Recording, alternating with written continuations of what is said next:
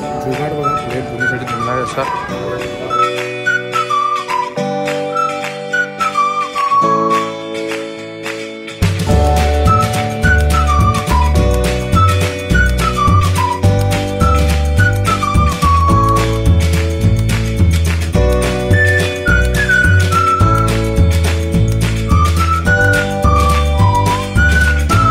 नमस्कार, welcome to उजी blogs.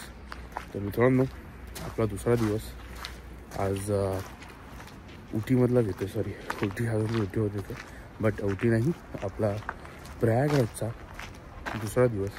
आता आपण आहोत जबलपूरला. जबलपूरवरून प्रयागराज 350 किलोमीटर बाकी आहे. तर अजून 4.5-5 तासाची जर्नी आपली बाकी आहे. तर आता आम्ही कृष्णम रिसॉर्ट म्हणून अशा ठिकाणी थांबलेलो. अतिशय उत्तम सोय आहे राहण्याची. जर तुम्ही कधी आलात या साईडला येऊ शकता. आणि रूम पण स्वस्तात झाला आमचा. ही सगळी इन्फॉर्मेशन मी तुम्हाला काल दिलेली आहे. तर आता आपण निघणार आहोत प्रयागराजला. सगळे रेडी झालेलो आहोत. आणि चला तर मग आजच्या दिवसाला सुरुवात करूया ओजीसोबत. बघत राहा ओजी ब्लॉग्स. जय महाकाल. गणपती बाप्पा मोरया.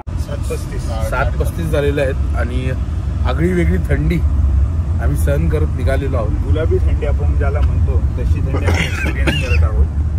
मस्त चांगलं क्लायमेट आहे. क्लिअर फॉग आहे. आपल्यासारखं स्मॉग नाही दिसत आहे आजूबाजूला. आणि चांगली थंडी होती. हॉटेलमध्ये गरम पाणी असल्यामुळे थोडं आंघोळ करायला चांगलं वाटलं. आज भरपूर दिवसानंतर गरम पाण्याने आंघोळ केली. नाहीतर एरवी मी थंड पाण्यानेच आंघोळ करतो, पण आज हिंमत नाही करू शकतो थंड पाण्याने आंघोळ करायची.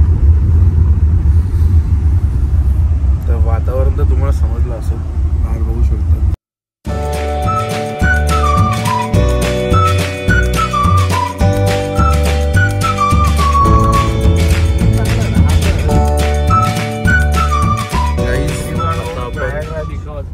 उत्तर प्रदेशमध्ये शिरलेलो आहोत आणि आपण मध्य प्रदेशमधून उत्तर प्रदेशची मध्य प्रदेशची बॉर्डर क्रॉस करून उत्तर प्रदेशमध्ये शिरलेलो आहोत. आणि आजचा दिवस अजून तरी आम्ही ट्रॅव्हलच करतो फॉर प्रयागराज. अजून 1 प्रयाग पोचायला 1 वाजलेले आहेत. अजून 1 तास प्रयागला पोचायला लागेल. आणि मग तिथे गेल्यानंतर आमची सगळी सोय केलेली एकांशी बोलणं झालेलं आहे. महाराजांशी आमचं बोलणं झालेलं आहे. मी सगळं तुम्हाला सांगतो. आपण पहिला प्रयागराजला पोचूया.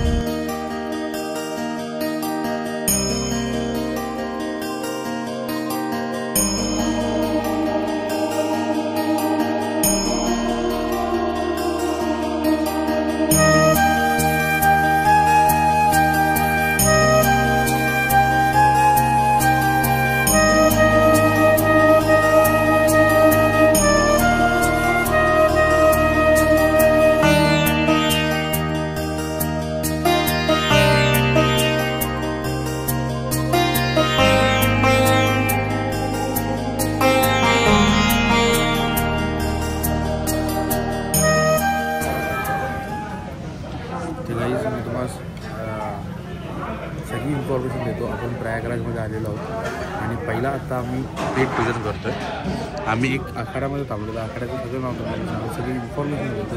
त्याला जेवून घेऊया आणि लाईज जुगाड बघा प्लेट धुण्यासाठी जमणार असा. आता जुगाड द्यायचं, तिथून पाणी जाणार.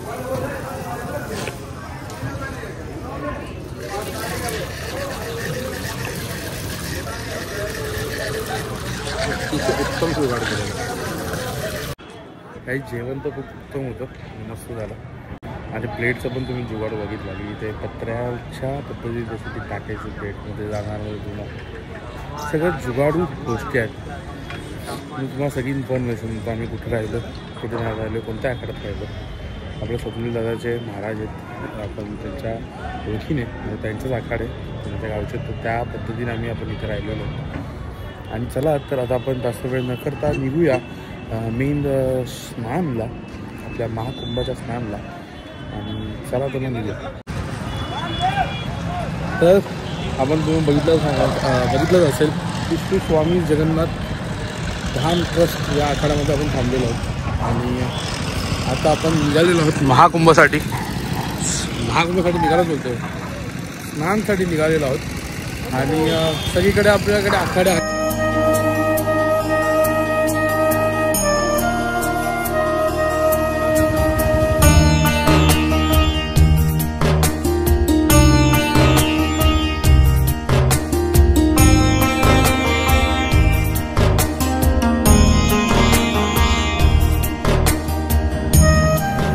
सवारी संपून आपण चालत चाललोय संगमाकडे. मला रिक्षावरून 200 मीटर आधी सोडलेलं आहे. सगळीकडे इथे पॅक आहे.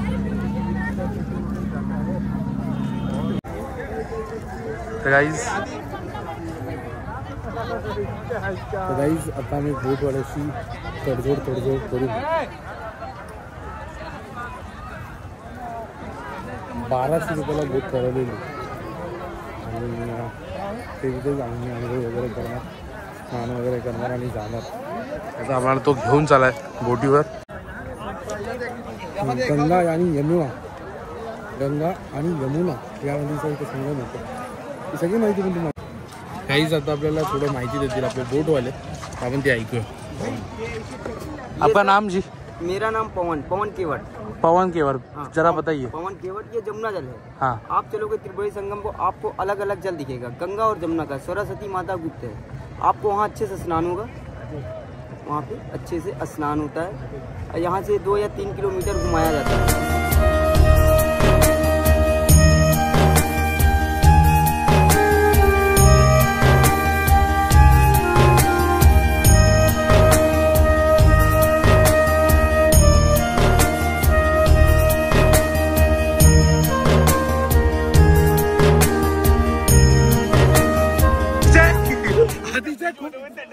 फार थंडी आहे, पाणी बर्फासारखं थंड आहे.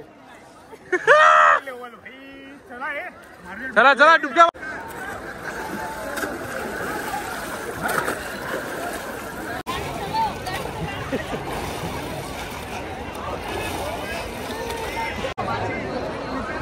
अतिशय उत्तम असं स्नान झालेलं आहे आमचं आणि खूप चांगलं वाटलं गंगेत स्नान करून आणि खूप मजा आली. तर आता आपण जास्त वेळ न घालवता निघूया आपल्या बोटीकडे.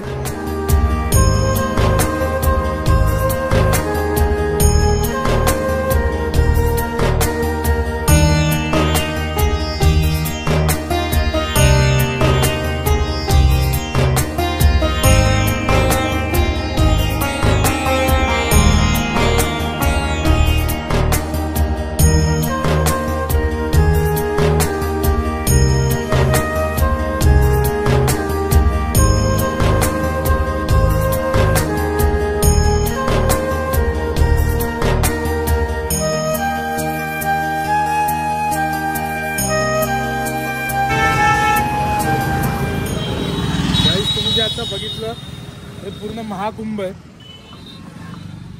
तुम्ही आता जे पण बघितलं सगळं वरचं महाकुंभ.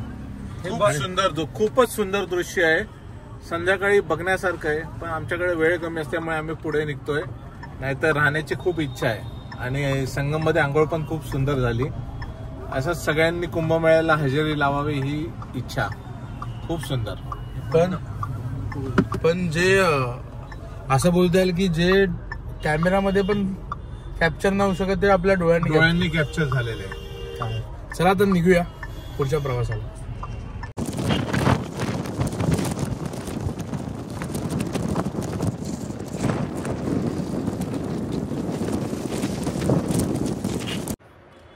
कसा वाटला ब्लॉग कमेंटमध्ये नक्की सांगा. आणि महाकुंभबद्दल जर तुम्हाला सांगायला गेलं तर तुम्ही बघितलं आमचं दर्शन एक महाराज होते स्वप्नील दादाचे, त्यामुळे आमचं दर्शन खूप चांगलं झालं आणि थोडंसं असं VIP टाईप झालं. कारण की आमची गाडी आतमध्ये गेली आखाड्यापर्यंत आणि तिथे आम्ही पार्क करून गाडी त्यानंतर आम्ही रिक्षाने गेलो. तर रिक्षाचे आमचे 100 रुपये झाले. जाताना 100 येताना 100. जर बघायला गेले तर लूटमार खूप आहे. मूग बोली किंमत मागतात लोक तिकडे. पण जर तुम्ही बार्गेनिंग केली आणि जर तुम्ही थोडेसे कष्ट करून थोडं दुसऱ्या तिसऱ्या गोष्टी केल्या तर तुम्हाला सगळं स्वस्तात होतं. सेकंड गोष्ट, आता माझे काही मित्र पण जाऊन आलेत. आपण हा व्लॉग खूप लेट टाकतोय. आपण तुम्हाला माहिती मी खूप आधी जाऊन आलेलो. तर तिथे बाईकची पण सोय आहे. जर तुम्ही कार पार्किंगने गेला तर कार पार्किंग होते आणि बाईक 300 रुपये घेतात एक जणाचे, आणि एका बाईकवर एकच जण, असं 300 रुपये का 250 रुपये. त्यांच्यासोबत बार्गेनिंग करा, तेही तिथे सोय आहे. खूप गोष्टी आहेत, खूप गोष्टी सोय आहेत. आणि महाकुंभचे असे अपडेट्स देऊ नाही शकत, कारण की मी आज जे सांगतोय ते उद्या त्याचं वेगळं चित्र आहे, परवा त्याचं अजून वेगळं चित्र आहे. सो महाकुंभचे मी काही अपडेट्स तुम्हाला देऊ नाही शकत, पण मी माझा एक्सपिरियन्स एवढाच सांगू शकतो की मी जो गेलेलो, म्हणजे आम्ही जो गेलेलो तो टायमिंग सगळ्यात बेस्ट टायमिंग होता. त्यानंतर खूप गर्दी झाली, त्यानंतर खूप गोष्टी झाल्या महाकुंभमध्ये, आपण त्याच्यावर जास्त बोलत नको बसूया. पण उद्या आपण जाणार आहोत अयोध्येला, राम मंदिरात. तर राम मजा आली आणि खूपच वेगळं चित्र आहे, तर तुम्हाला समजेल. तर तोही ब्लॉग आपला लवकरच येईल. आणि सॉरी की आपले ब्लॉग असे कंटिन्यू येत नाही आहेत, काही खरंच रिझन्स आहेत त्यामुळे आपले येत नाही आहेत, पण लवकरात लवकर तेही ब्लॉग्स आपले सुरळीत होतील. आणि एक मोठी गोष्ट घेऊन मी लवकरच येत आहेत. आपले फक्त महाकुंभचे एकदा ब्लॉग संपले तर त्या सगळ्या गोष्टी मी रिव्हील तुम्हाला करेल आणि सांगेल. तर ह्या नोटवर आपण आपला ब्लॉग एंड करूया. तुम्ही बघत राहा ओजी सोबत ओजी ब्लॉग्स. आणि चला तर बाय, गुड नाईट, शुभरात्री. आणि बघायला नका विसरू ओजी ब्लॉग्स. आणि लाईक करा, शेअर करा, कमेंट करा अँड सबस्क्राईब करा. Let's go. शेट काय होतंय?